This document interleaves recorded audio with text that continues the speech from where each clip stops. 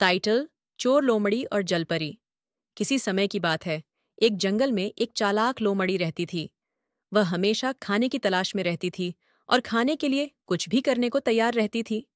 एक दिन उसने सुना कि एक नदी के पास बहुत सारी मछलियां हैं।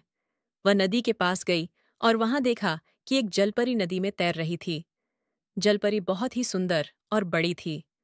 लोमड़ी ने सोचा, अगर मैं इस जलपरी को पकड़ लूं, तो मुझे कई दिनों तक खाने के लिए कुछ नहीं सोचना पड़ेगा। लोमड़ी ने धीरे धीरे नदी के किनारे छुपकर जलपरी की ओर बढ़ना शुरू किया। जब जलपरी किनारे के पास आई, तो लोमड़ी ने छलांग लगाकर उसे पकड़ने की कोशिश की, लेकिन जलपरी बहुत फुर्तीली थी। उसने तुरंत पानी में डुबकी लगाई और बच निकली। जलपरी ने लोमड़ी को देखा और हंसकर कहा, तुम्हारी चालाकी यहाँ काम नहीं आएगी। अगर तुम मुझे पकड़ना चाहती हो, तो तुम्हें पहले अपने लालच को त्यागना होगा। लोमड़ी को समझ में आ गया कि जलपरी को पकड़ना आसान नहीं है।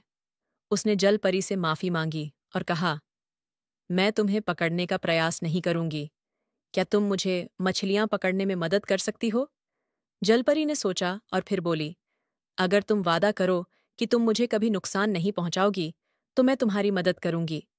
लोमड़ी ने वादा किया और जलपरी ने उसे मछलियां पकड़ने का तरीका सिखाया। जल्द ही लोमड़ी के पास बहुत सारी मछलियां थीं और वह बहुत खुश थी। इस तरह लोमड़ी ने सीखा कि लालच और चालाकी से बेहतर होता है दोस्ती और सहयोग। जलपरी और लोमड़ी अच्छी दोस्त बन गईं और हमेशा एक दूसरे की मदद करती रहीं।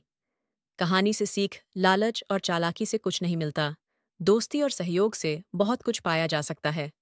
हमें हमेशा दूसरों की मदद करनी चाहिए और उनसे भी मदद लेनी चाहिए।